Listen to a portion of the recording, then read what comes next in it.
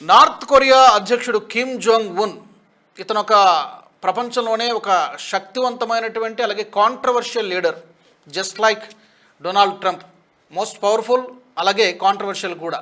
ఇతను కూడా కొంచెం తెక్కు ఉంటుంది, ఎప్పుడు ఎలాంటి నిర్ణయాలు తీసుకుంటాడు, ఎలా మాట్లాడతాడు అనేది ఎవరు ప్రిడిక్ట్ చేయలేరు. తాజాగా అమెరికాకి ఒక హెచ్చరిక చేశాడు. జస్ట్ ఒక 2 రోజుల కిందటే ఈ దాడుల్ని ఖండించాడు.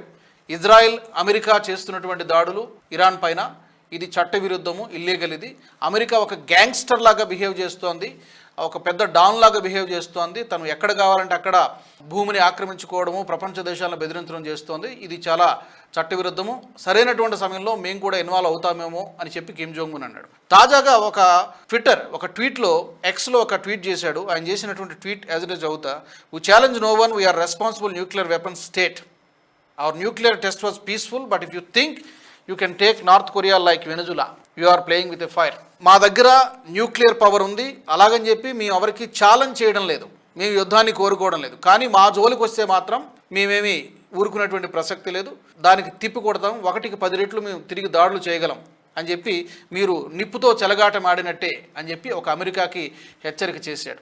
మరి ఈ యుద్ధంలో ఇంతవరకు నార్త్ కొరియా ప్రత్యక్షంగా ఇన్వాల్వ్ కాలేదు. కేవలం చేసినటువంటి దాడుల్ని, అమెరికా వైఖరిని, పర్టికులర్గా ఇజ్రాయెల్ వైఖరిని కూడా ఖండిస్తూ ఒక ట్వీట్ మాత్రం చేశాడు. తర్వాత ఇది రీసెంట్ ట్వీట్.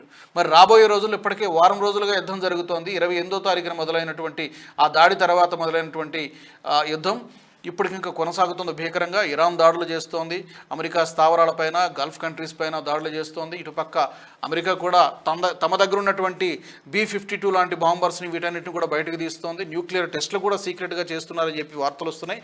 ఈ నేపథ్యంలో బహుశా మరికొన్ని వారాల పాటు ఇది కొనసాగేటువంటి అవకాశం ఉంది. మరి నార్త్ కొరియా కూడా నేరుగా రంగంలోకి దిగేటువంటి అవకాశం ఏమైనా ఉంటుందా? ఎందుకంటే అది కూడా న్యూక్లియర్ పవర్ ఉన్నటువంటి కంట్రీ. చైనా కూడా ఈ మధ్య కొంత సహాయం, ఎక్కువ చేయట్లేదు కానీ కొంతవరకు సహాయం చేస్తోంది. ఈ నేపథ్యంలో ఈ యుద్ధం ఇంకా ఎలాంటి మలుపులు తిరుగుతోంది, ఎన్ని వారాలు జరుగుతుంది అనేది చూడాలి.